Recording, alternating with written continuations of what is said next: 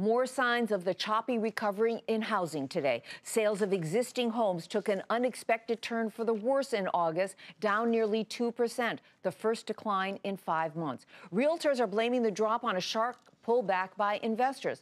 But could that really be the only cause? Diana OLICK has the story. They came, 165. they bought, they pushed prices higher, but now large-scale investors in single-family homes are cutting off the cash to the housing market. I think the investors are concerned with potential rise in the interest rate. Realtors blame a drop in investor purchases for the unexpected drop in August home sales, down nearly 2% from July and down over 5% from a year ago. But the drop in the share of investor purchases is far more steep, just 12% of buyers in August, down from 28% 4 years ago.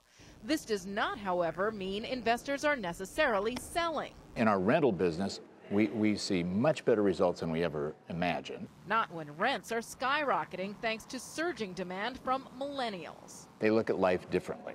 They live differently. Their investment expectations are dramatically different. And they're not looking at a house as being an investment vehicle anymore. It's not that millennials don't aspire to home ownership someday. It's just that they're getting married and having children later in life, and those are the two biggest drivers of home ownership.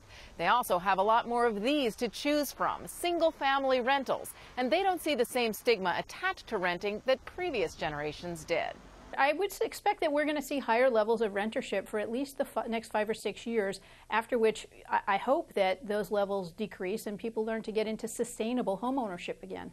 The exodus of investors could mean less competition for younger buyers now, but it remains to be seen if more of those younger buyers will be willing to play. For Nightly Business Report, I'm Diana OLICK in Washington.